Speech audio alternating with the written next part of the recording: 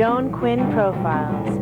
As an editor for Andy Warhol's Interview, the Los Angeles Herald-Examiner, LA Style, and Detour magazines, Joan covered the social set, the Hollywood hotshots, the international art scene, the mysteries of food, the excitement of travel, and the fabulous world of fashion. Joan continues to find creative people on the cutting edge who make things happen. Here's Joan Agajanian Quinn.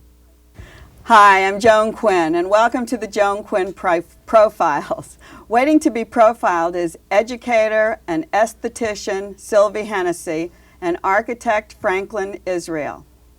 Sylvie Hennessy is called the guru of skincare. She has a master's in dermatological science from the Center of Dermatology in Nantes, France, and she has an undergraduate degree in educational psychology from l'École Supérieure des Lettres in Lyon. I know I murdered that, but I'm doing my best. Her extensive education has made her a respected forerunner in medical skincare research. Sylvie has won awards for her seminars and the workshops that she's given. In the United States alone, she counts over 10,000 professionals participating in her seminars. Welcome. Hello, Joan. What do you teach in the seminars? Because the skincare field is so competitive. You must be teaching something really to the point and new that other people aren't grasping. Joan, I think that my seminars are successful because I pioneered one important thing, which is teaching skincare based on science. I teach not a product line. I don't tell them Pevonia, Pevonia, Pevonia all the time, which is our botanical professional skincare line. What I teach them is the science of the skin and how the skin is going to react to skincare. Now, that actually came from all your background and your education, Exact. I guess. Why didn't you become a doctor as long as you were taking all these classes? I used to be a science teacher, biological science. And then when we moved to this country 16 years ago, then I used all my knowledge, the educational psychology knowledge, put it together and started teaching skincare, which was almost unknown 16 years ago. Who comes to the seminars? A lot of people comes to the seminar. Professional, skincare specialists, people they own their own salons, people they own their spas. We have plastic surgeons now, they come. We have dermatologists, they come. That's what I read, that you had plastic surgeons and you work with plastic surgeons. Why would a plastic surgeon come to you? Don't they know about the skin? Absolutely. A plastic surgeon knows his science, he knows his medicine, he knows his surgery. They don't come to the seminar for skincare to know their medicine, but they come to know skincare because they do not know the technology, the products, the new discoveries that we have today. So really, we initiate them to the new skincare. Well, are you teaching them about skincare so Yes. that if they... this is what I have in my mind. They learn about skincare and teach their patient before they go in for surgery? Or Exactly. Is that true? For plastic surgery, it's so important to know about skincare because in the skincare field, we have what we call pre- and post-operative treatments. That means we help the skin before going to surgery and then we take it after surgery and we do treatments. And this will always enhance the result of plastic surgery. Well, we're talking about that. Is there such a thing as non-surgical plastic surgery? I don't like this terming at all. In skincare, we have wonderful treatment. They give you visible results. But the word non-surgical facelift and all these things, I don't believe in them. I believe in care. And skincare has its name with it. It's care. It's maintenance. It's the way that you're going to help the skin feel good, radiant. One of the things that I also noticed in your that you teach in the seminar is lymphatic drainage. I guess that's inner. Isn't that something that happens on the inside that we can't do? I couldn't do that, could I? By yourself to yourself, no. But it is a massage technique. It's nothing extraordinary. It's a wonderful massage technique that Dr. Vauder has created in Europe for the medical field. It was not created for a beauty purpose. But then because of all the results that have been seen after doing this massage, the skincare field adopted it, and a lot of skincare professionals are learning this wonderful massage method. What is it? What is lymphatic drainage? What happens? Our lymphatic system is the water system of the body. When we are young and energetic, the lymphatic system has to do the normal job, which is resolve all the toxicity of the body and take in all the stagnation, all the water that's left in the tissue.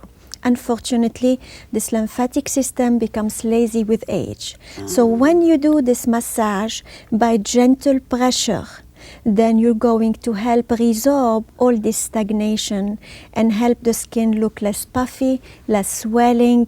For the eyes, it's remove the puffiness and the swelling, and just by a special technique on the surface of the skin of a certain way of massaging. Oh, I see. So it really can work. It's those Absolutely. little fingers that can Exactly. do it. There is not.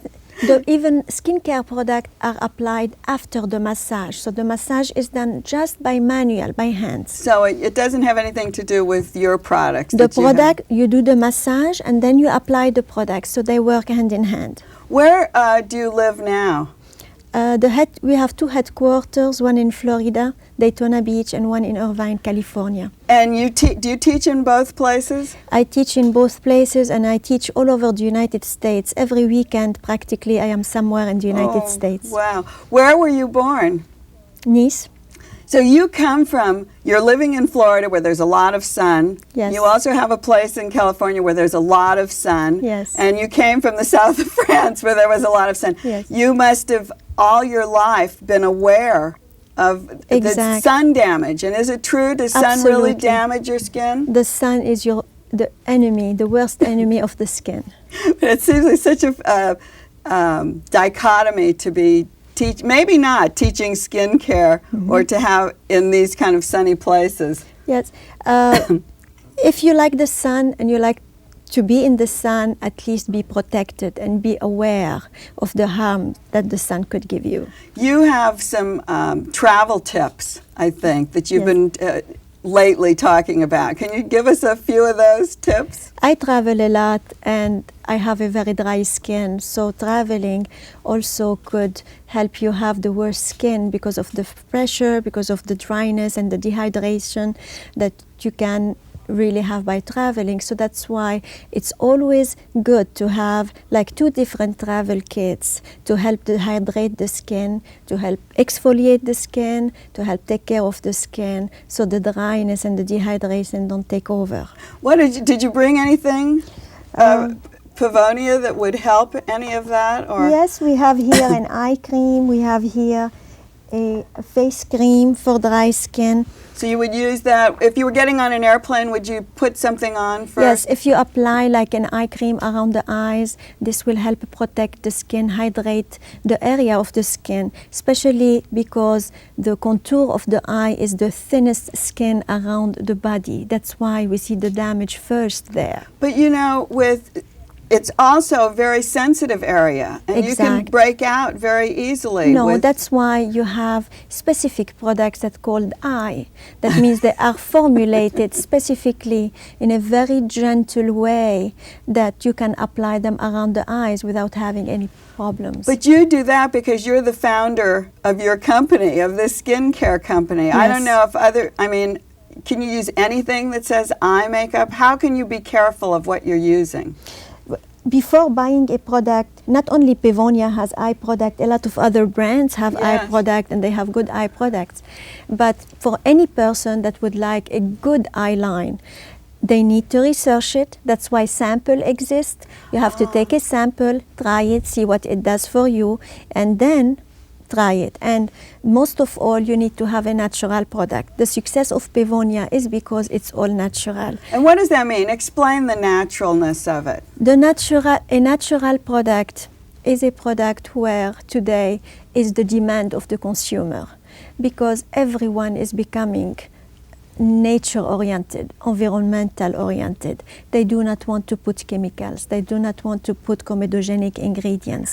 We eliminated a lot of the ingredients that people do not like to apply on their skin, like mineral oil, like lanolin, like fillers, like color, And like what does fragrance. that do? It fills the pores? Comedogenic means that it is an ingredient that helps by the phenomenon of oxidation clog the pores and provoke a lot of blackheads. Oh, that's the thing. So that makes your Yes. skin unhealthy. Exactly. So you know that the public doesn't want it, so you don't put that in. Exactly. I see. And this is what made the Pevonia so successful, because it has in it every single element that people wanted to apply. And people are very conscious of animal rights as well. Exactly. And our line is non-animal tested, and all the ingredients are never animal tested, and that's why it's also one of the success. It's written on every product that you buy that All it's not products. exact.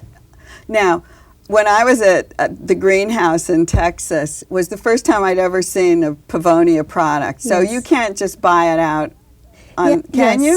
We or do you are- just put it in spas? Then I saw it again at the Claremont Spa in Oakland. Yes. So I thought maybe it was just a spa product. No, the reason Pevonia is in the biggest spas in the country, like La Costa Definition Resort, the greenhouse, is because of the versatility of the body line. We have a phenomenal body line, but we are over 3,000 skincare salons in the country. Oh, So I whoever see. loves to have the line, they can have the line in the nearest salon. I see, I see. Well, I think everything that you've taught and everything that you've come up with are all the kind of things that women are interested in today. They want to do it themselves, I think, and they want, if there's a way to learn, then you're teaching people what to do, and I think that's Exactly. what we want to do. I want to be careful of my skin and take care of it. Joan, is awareness. This is what I teach the professional, so the professional can go and teach the consumer good skincare. Now, just as before we leave, just quickly, what should I do if I don't go in for a facial? I mean, how often should a person get a facial? The good timing is once a month, Okay, and why? because a professional treatment, a professional cleansing is a must for the skin. This is something that an individual cannot do at home by themselves. Okay, if I need just a quick thing to do every day, what should I do? A quick thing that you can do is a maintenance program, which is 3 very easy basic steps that you can do in the morning and in the evening. Cleansing, toning, hydrating, and protecting. Okay, I'll try to do it. You look wonderful. Sylvie, thanks for being with us. Thank and you, after Joan. the show, maybe you can do a little bit to this. Oh, you look wonderful. Thanks for Thank being you, with us. Joan. Don't go away, because Franklin Israel will be right back. We have one of his drawings on the set, and he's going to bring a little model of the house. So we'll see you in a minute.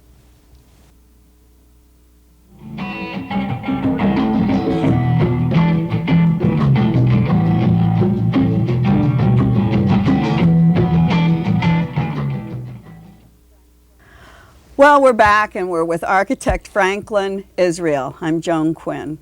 In 1983, after working with architectural firms in New York, London, and Tehran, and designing projects in Los Angeles, China, and the Philippines, Frank Israel opened his own firm in Los Angeles. He received his education at Penn, Yale, and Columbia, and he was born in New York. I just found out that now. Frank has been a pace setter in his field, having won the Prix de Rome in 1973. He's lectured and taught in America and abroad. Now, Frank, what was it like to win the Prix de Rome? Oh, it was very exciting, actually. It was something that I'd always dreamed of receiving, and it actually went back to the period of time that I was studying in Philadelphia with Bob Venturi. And Bob had received the Prix de Rome and had started actually the work on his seminal book, Complexity and Contradiction, while he was a fellow there. So I had always seen the Academy as a very important milestone in any architect's career. So getting the opportunity to go to Rome and live for 2 years like a prince. Was it 2 years? 2 years at the time. Oh, because it's not that long, is it? They're actually reinstating it. I'm now on the board of trustees Oh, that's great. of the American Academy in Rome, and they're going to reinstate a 2-year fellowship. 1 year is never enough time when you go abroad to live because it takes about 6 months to adjust. And I found that when I went for the period of 2 years, after that time was up, I didn't actually want to come back. I could imagine. So I fabricated reasons and excuses for staying another 3 years in Europe, actually. Well, what do you do when you become a fellow of the American Academy? Do you go to classes every day? No, actually what you do is you work on a project. One of the ways you get this prize is to propose a project. I see. And it's a study project that extends over the full amount of time that you're tenured at the Academy. I was doing a study of the Duke of Urbino. His name was Vespiano Gonzaga, and he was the first architect and urban designer to create a zoning ordinance for a city in northern Italy. So I studied that. And what I was doing every day was trudging down to the Vatican and going into the Vatican Library every morning at 9 o'clock and staying there till 2 in the afternoon when they would close the library for lunch, and doing my research in Italian. And I worked on that for about a year. Were you fluent in Italian before you went? No. Did you really learn it there? They taught us Italian. We studied, a group of us every day. That's so great. It was actually fantastic. And this year the Academy is celebrating its 100th anniversary. I was just going to ask you about that because I was with another person who's on the board from Texas, and she was talking about the celebration, and you're trying to bring as many artists and to Rome for the reopening of the Academy. It's been closed for the last 2 years for renovation. So it's not just in architecture, it's in sculpting, it's in music, sculpture, painting, classical studies, art history. And you all sit together and you all have dinner together. I think it's so great. And we speak Latin and Italian. And do you? This is probably the worst question to ask because living in Europe for 5 years and living in Rome for 2 and studying, what kind of influence did that have on your work? Well, you know what happened was I had always been intrigued by Henry James, the writer. Yes. And when I moved to Europe and moved to Rome specifically, I reread all of his books. And I was able to meet several people, actually one person in particular, a very older woman. She was a countessa from Sweden who knew him very well.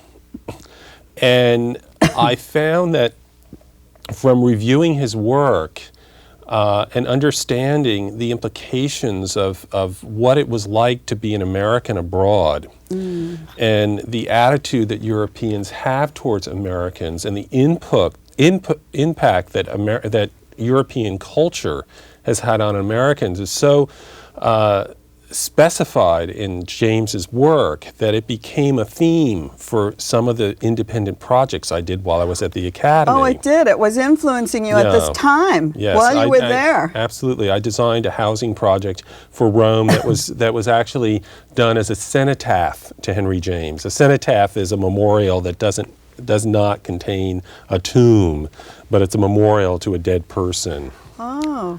Was it ever constructed? No, it was a competition, and I came in third. Yeah, I think anywhere you come in the competitions. But there's been this tradition of Americans going abroad and absorbing the culture in Europe for so many years, and the Academy is a wonderful place to provides incredible opportunities to do that. And I've found that the work that I've been engaged in since then, since coming back to the States, is always in one way or another influenced by an experience I had living abroad. Because I think because you were probably in one place for such a long period of time. Absolutely. You worked in China and you've worked in the Philippines and where else abroad? In Holland and in England. Have those places influenced you the same definitely. way as the Roman experience, though? Definitely. Of course, the influence of the Far East is very different. And in this particular place, California, for example, there's a tremendous amount of interest in European culture and much of the architecture that you see going up all over the city. But I tend to believe that the influence is shifted incorrectly and should be, in fact, to the Pacific Rim countries. Just because of our closeness to the Pacific Absolutely. Rim, or because of their style of living? Well, I think both. I think that the nature of landscape and the nature of weather conditions influences architecture greatly. And the nature of this place is much more akin to other cities and countries in this region than it is, let's say, to London or Paris or Rome. I think one of the only places that I've lived in where I feel there's actually a direct relationship between LA and that place is Tehran. I was going to ask you about Tehran, just because of the landscape or the weather or The what? weather and the landscape. I've always said that Tehran is very much like Los Angeles, but without the freeways. So it's a complete mess. It used to take me, I was working with Jack Robertson and I was living with Queen Noor, with Lisa Halaby. Oh, well, why don't we drop some names here today? Well, she was just Lisa Halaby when we were living, we were roommates actually. Very nice, isn't she? Fantastic. And we used to want to walk to work. And walking would take 20 minutes, but they wouldn't let us walk to work. They made us take a driver because there were so many accidents and so many people run over by cars at the time. It was Tehran isn't quite as wild a place now as it was in the 70s. But the trip in the car would take us over an hour because the traffic was so unbearable. But you could have walked there in 10 minutes? Absolutely. Was she an architecture student? She was a student at Princeton, and she had come to work on this project, which was the design of the new capital city for the Shah when he was still in power and alive. And Jacqueline Robertson had invited me to come and work with him on this project. He was the project architect, the project coordinator, and had been a teacher of mine at Columbia, and he also was someone I had worked for when I worked in New York City at the Urban Design Group. You do a lot of teaching. Do you find that you have students who just, and when you mentioned Queen Noor, who just come to take architectural classes to expand their horizons, or do they actually want to practice? Well, I teach now at UCLA, the Graduate School of Architecture. So most of the people I teach are, in fact, committed to becoming architects. They're in a graduate professional program. And I've been teaching there for 16 years. And I find the experience extraordinary because it's actually a great forum for learning. For you too? Oh, absolutely. That's what I was going to ask, if you get a give and take. Most architects that I know, whom I respect, teach. There are others, for example, Frank Gehry and Richard Meyer, who have taught, but they don't have time now to teach because their careers have just soared. But many of the younger, and I put quotes around younger because architects are young until they turn 50, architects like Craig Hodgetts and Tom Main and myself and others teach because it provides them with an opportunity to be exposed to new ideas. I wondered about that.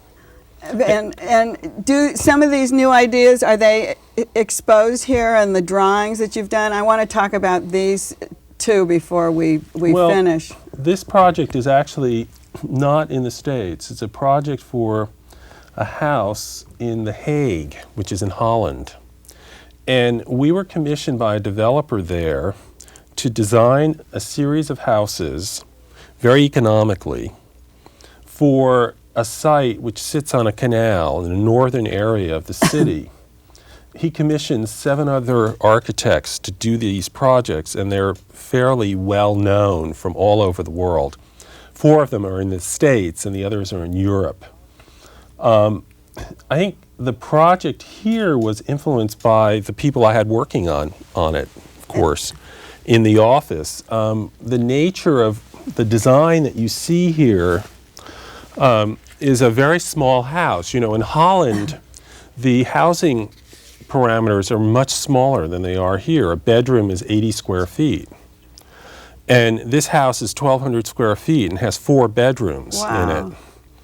And what we did here was we created a place in which the whole house wraps around a roof, or a roof, I should say, wraps around the house and gives it, this is going to be made out of lead-coated copper, gives the house a character and a continuity. I think the interest in folded planes, which this is comprised of, is something that grew out of a dialogue I had with people in my office and also students at school. I wondered if that's where that could come in. And did you actually do this yourself? Oh yeah, I did this drawing. So beautiful. I did it for a show I had at Larry Gagosian and Leo Castelli's gallery last fall. We had an exhibit of our work. It was a group show of California architects from LA and San Francisco. It was called Angels and Franciscans, and I did a series of drawings, and we exhibited this house, and I did a series of sketches of the Hague House and other buildings that we've been working on. Well, I think we did a great job, and I'm glad that we had these 2 things on because they're so beautiful. And Frank, I know, you're such a great lecturer, you could go on forever, but our time just ran out. Well, thank you, Joan. Oh, thanks for having me. No, thanks for being with us. Thanks very much. And thank you, all of you, for watching, and thanks to all of you for writing all the letters you've been sending us. We really appreciate it, and we're reading them all. The address is at the end, so watch for it.